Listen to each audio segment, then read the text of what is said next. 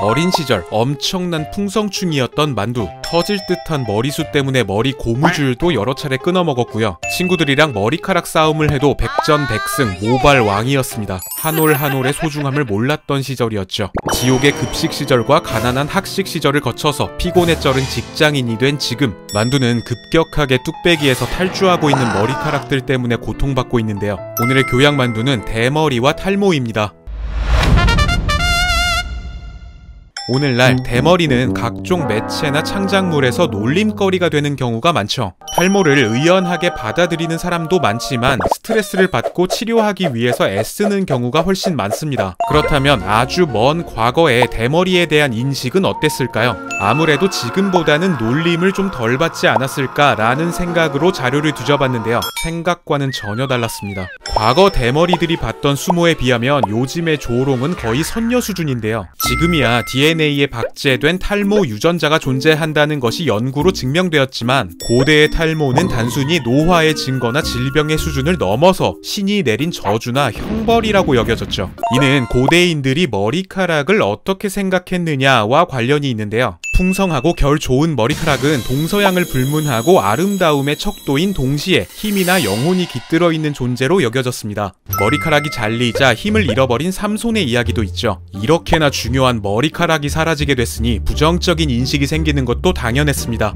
고대 로마의 한 시인은 이런 글을 남겼는데요. 뿌리 없는 황소는 못생겼고 풀이 없는 들판은 눈에 거슬렸다. 나뭇잎이 없는 나무도 그랬고 머리카락이 없는 머리도 그랬다. 이건 뭔 사탄 새끼인가 싶지만 이것이 엄혹한 당시의 인식이었습니다. 그렇다 보니 수많은 위인들이 대머리 컴플렉스가 있었는데요. 잘나가는 의사 집안 아들이었던 천재 아리스토텔레스는 머리에 염소 오줌을 발라가면서까지 머리카락에 집착했고요. 로마의 대장군이었던 율리우스 카이사르는 다른 욕은 다 참아도 대머리라고 불리는 건 못 참았다고 하죠. 성경에는 아이들이 대머리 성인을 놀리자 갑자기 곰이 나타나서 이 아이들을 모두 찢어 죽였다는. 참고로 우리나라 조선시대에는 대머리들의 사정이 조금은 나았던 것 같습니다. 아무래도 상투를 틀고 다녔기 때문에 대머리를 잘 숨길 수 있었기 때문이었죠.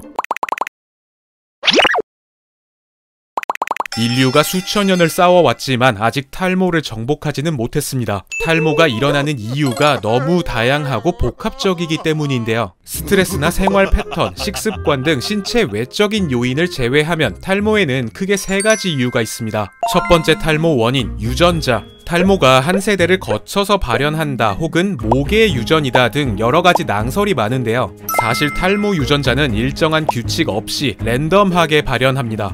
물론 집안 사람이 전부 탈모다? 나도 탈모일 확률이 낭낭하죠. 다만 내가 가진 탈모 유전자가 어떤 조상님께 물려받은 건지는 알 수도 없을 뿐더러 가게에 대머리가 단 한 명도 없는데 하필 나만 탈모인 거지 같은 상황도 얼마든지 발생할 수 있습니다. 두 번째 탈모 원인, 남성 호르몬. 눈물 한번 닦고 갈게요. 이 죽일 놈의 호르몬. 우리 몸에서 남성 호르몬인 테스토스테론과 5알파 환원 효소라는 물질이 만나면 디하이드로 테스토스테론, 일명 DHT로 진화합니다. 모낭을 위축시키고 머리털을 가늘게 만드는 악마 같은 놈이죠. 때문에 DHT가 탈모의 주범이다 라고 알고 계시는 분들이 많을 텐데요. 사실 이 DHT는 예비 탈모인이든 아니든 누구나 가지고 있는 호르몬입니다. 문제는 이놈이 탈모 유전자를 가지고 있는 사람만 골라서 작동한다는 건데요. 게다가 작동하는 부위도 하필이면 정수리 부근이나 이마 앞쪽 M자 라인, 레이저로 아무리 조전화도 끄떡없는 겨드랑이나 인중에 작동하면 좋았을.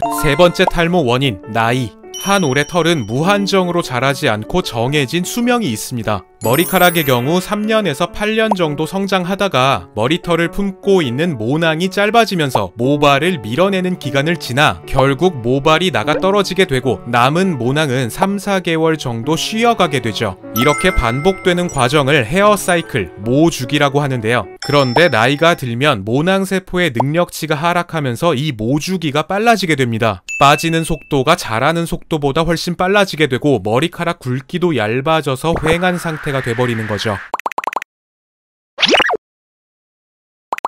시중에는 탈모와 관련된 상품이 수없이 많죠. 저도 탈모 완화 샴푸 써봤는데 존나 돈 아까웠어. 현재 탈모에 효과가 있다고 FDA가 정식 승인한 성분은 단 2가지, 피나스테리드와 미녹시딜입니다. 앞서 탈모는 DHT와 탈모 유전자가 만나서 생긴다고 말씀드렸죠. 그렇다면 이 DHT를 죽여버리면 되지 않나 해서 만들어진 게 먹는 치료제 피나스테리드입니다. 참고로 여성분들은 드시면 안 되니까요. 꼭 병원에서 상담을 받으시길 바랍니다. 한편 미녹시딜은 혈관 확장 작용이 있어서 원래 고혈압 치료제로 개발됐습니다. 그런데 이 약을 먹으면 털이 나는 부작용이 있었는데요. 털? 머리카락도 털이지? 오히려 좋아. 그렇게 바르는 탈모 치료제로 개발됐죠. 그런데 불행히도 이 약들이 소용이 없다. 그러면 모발 이식의 단계로 넘어가게 됩니다. 이때 인체의 다른 털들도 머리에 이식이 가능할까 하는 의문이 생기는데요. 이론적으로는 일단 가능합니다. 다만 털은 원래 자라던 곳의 성향을 따르는데요. 그렇다 보니 길게 자라지 못하고 빠지거나 곱슬거리거나 하는 위험이 있어서 추천하진 않는다고 하죠.